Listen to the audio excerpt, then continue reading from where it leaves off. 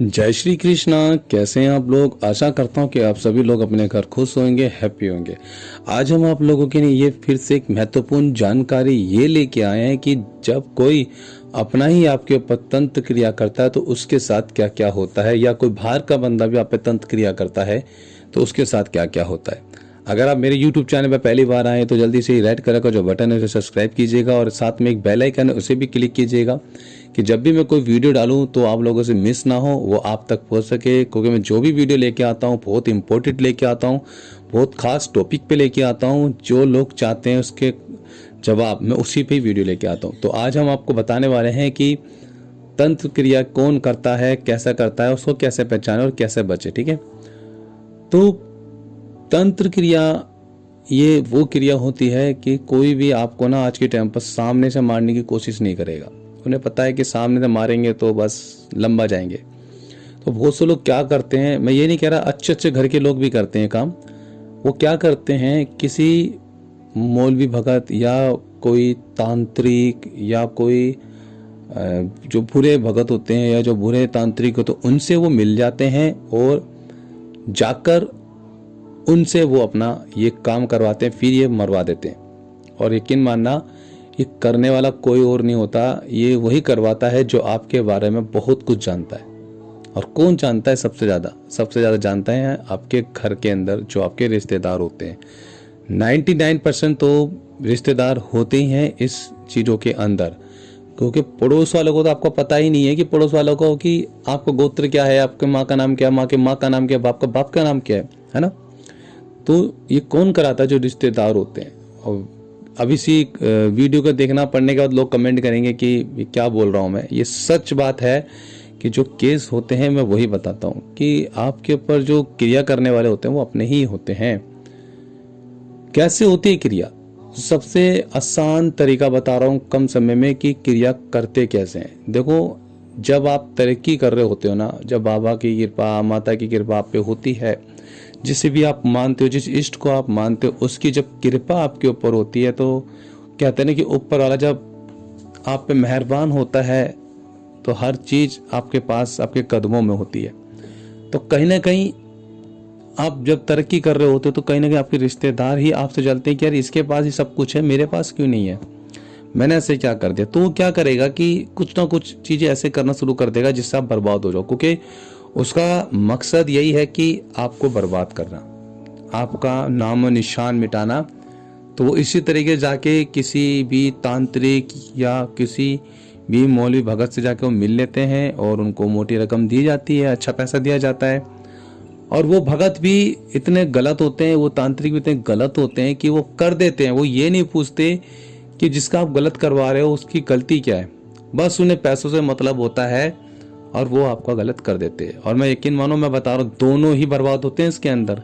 जो कर रहा है वो भी बर्बाद होगा, जो करवा रहा है वो भी बर्बाद होगा और आपकी आंखों के सामने होगा, कुछ छुपता नहीं है। मगर मैं आपको एक चीज बताऊं, कभी किसी का बुरा मत करना। आपको पता भी चल जाए ना कि यार इस बंदे ने मेरा बुरा करा है या इस बंदी ने मुझे बुरा करा है, तो मुझे कभी भी इसका बुरा नहीं करना है। क्योंकि जो सजा भगवान दे सकता है ना, वो सजा कोई नहीं दे सकता, मैं आपको बता रहा हूँ। तो इसलिए कभी हमें बुरा नहीं करना। और आप आपको बता दूं कि ये क्रिया होती किस तरीके से। सबसे पहले तो क्रिया देखो, आपकी फोटो से होती है, आपके कपड़ों से होती है, आपके नाम से होती है, आपके माँ बाप के नाम से होती है और आपके दादा दादी के नाम से होती है, प्लस आपके गोत्र से होती है, प्लस आपके घर के एड्रेस पे होती है।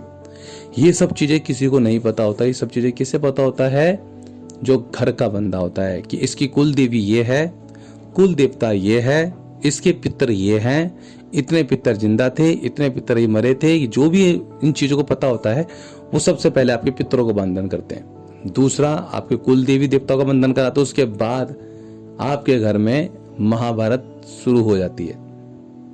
क्योंकि क्रिया तभी शुरू होती है जब तक आपके चौखट पे आपके घर के देवी देवता बंधन कर देते हैं। उसके बाद ही तो नेगेटिव ऊर्जा आपके घर में घुसती है। जिसके पितर कमजोर हो जाते हैं, चौखट पे खड़े होकर उन पितरों के साथ भी गलत किया जाता है, उनके साथ बंधन करके उनको उल्टे में छोड़ा जाता है, तभी क्रिया चालू हो जाती है। और मैं आपको बताऊं कि जब चीजें घर में आना शुरू होती है ना, तो उसके बाद ये किसको पकड़ती है, सबसे बड़े को सबसे छोटे को पकड़ेगी। ध्यान रख के चलना ज्यादा कर। तो और ये सबसे बड़े किसको पकड़ेगी? जो घर का मैन बंदा है, जो आपके घर को चला रहा है, या जो आपका बहुत लाडला बच्चा है, उसको भी पकड़ेगी चीज़।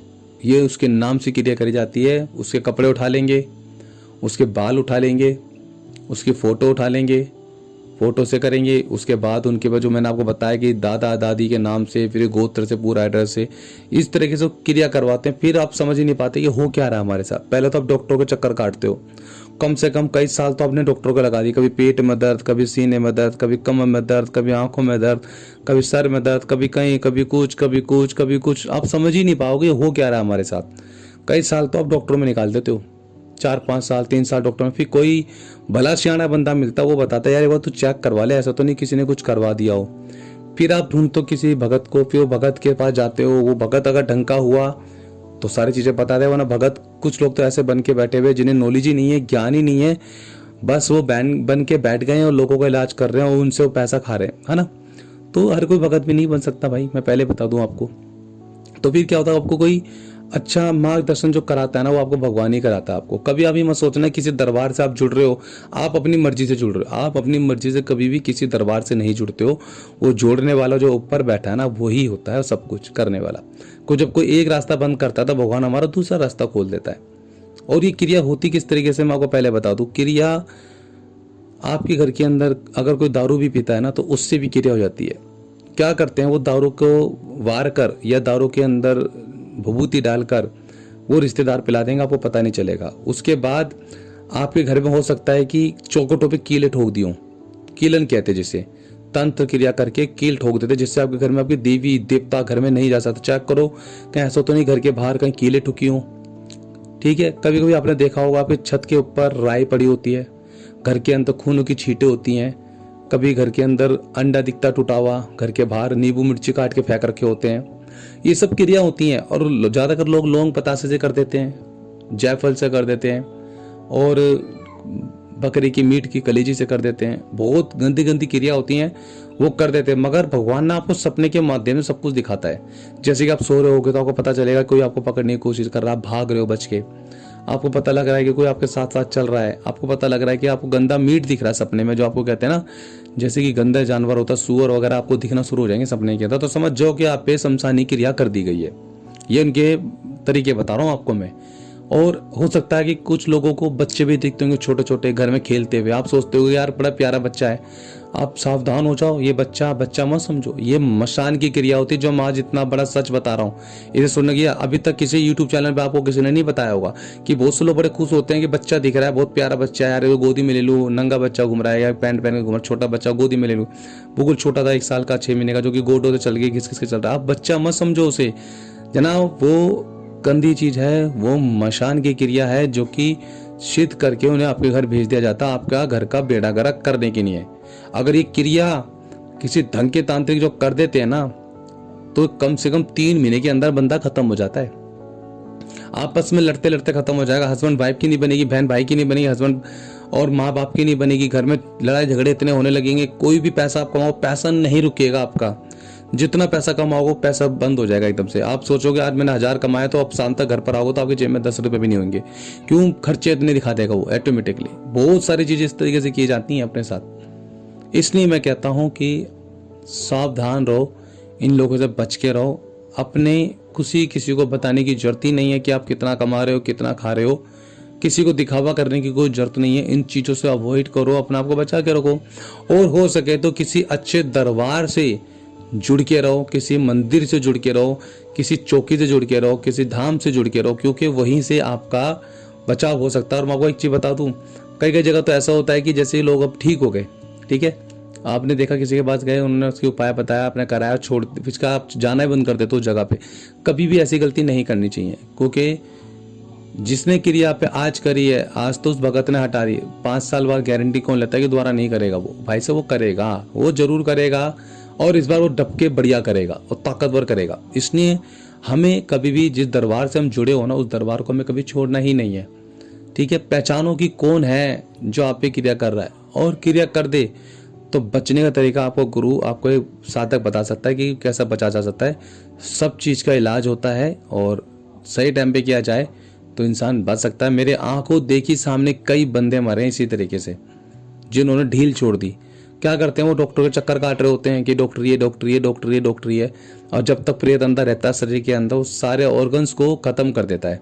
और मैं हमेशा कहता हूँ जिस पे भी प्रेत बाधा होती है अपनी डॉक्टरी टेस्ट जरूर करवाया करो, कि ऐसा तो नहीं कि आपकी लीवर, किडनी, एलएफटी, कैलेफ्टी वगैरह जो भी बॉडी के अंदर ऑर्गन्स है उनको वो गलाना शुरू कर दे। तो कम से कम डॉक्टर का तो इलाज कराओ, और जो साधक करता है, जो भगत करता है इलाज, वो अभी करवाओ। आप किसी अच्छी चौकी से, किसी अच्छे दरबार से, अच्छे धाम से जुड़ के रहो, वहाँ पर रेगुलर अपने जाते रहो, अपना हाथ सर पे रखवाते रहो, अपने उतारे करवाते रहो, और उनसे आप बचे रहोगे जीवन भर। और मैं एक चीज़ बता दूं, जब तक आपके घर में नेगेटिव ऊर्जा है तो आप दारू पीना बंद कर दो, ड्रिंक करना बंद कर दो, वाइन जिसे हम कहते हैं, वे सब बंद कर दो आप। और मैं तो ये भी कहूँगा कि जब तक आपके घर में क्रिया चल रही है, नेगेटिव ऊर्जा है, तो मीट मार भी बंद कर दो आप। सिर्फ कुछ नहीं करना होता आपको। मैंने हर बार बताया कि मंत्र जाप करो, अपने गुरु से बात शेयर करो जाके कि नेगेटिव ऊर्जा मुझे इस तरीके से परेशान कर रही है, मुझे सपने में ये चीज़ दिखी है। अपने गुरु को बताओ, जिस जगह आप जाते हो, जिस साधक के पास आप जाते हो, उनको बताओ, तो उसका उपाय वो आपको जरूर डेफिनेटली बताएंगे। कोई क्रिया को कमजोर मत समझना, मैं आपको पहले बता के चल रहा हूँ, ये बहुत खतरनाक होती है, बहुत डेंजर होती है। 2 से 3 महीने के अंदर अंदर बंदा खत्म करने की, क्योंकि मारन क्रिया कहते हैं इसको। ये सिर्फ आपको भेजा गया इसलिए आपके पास कि आपको मारना है। उसका मकसद यही है कि इसका जड़ से खात्मा करो। क्योंकि ज्यादातर केस क्यों होते हैं, ज्यादातर केस होते हैं जिसके पास प्रॉपर्टी होती है या कोई पैसे का केस होता है। क्योंकि देखो कोई तू में गाली गलौज में तो कोई किसी भी क्रिया कराएगा नहीं। कोई क्रिया कराने में भी कम से 40-50 हज़ार लाख रुपए ले लेते हैं। तो कोई जाके आपकी क्रिया तो ऐसा कराएगा नहीं कि जरा से झगड़ा हो गया, नॉर्मल से तू में हो गया तो जाके इसमें क्रिया करा देता। कोई ऐसा क्रिया कभी नहीं कराता। कोई क्रिया जब कराता है जब कोई मोटी रकम या पैसों की बात हो, या कोई घर वर हो, या जायदाद हो, जिसे हम कहते हैं प्रॉपर्टी वगैरह, इसको लेके ही आप लोगों पे क्रिया करी जाती है। या फिर आप पे अच्छी शक्ति है, मैं आपको पहले बता दूं, जिस पे अच्छी शक्ति भी होती है ना परमात्मा की, उस पे भी क्रिया कराई जाती है कि ये आगे ना निकल जाए, क्योंकि इसको हमारा भंडा पता चल जाए उससे पहले इसका काम तमाम करो।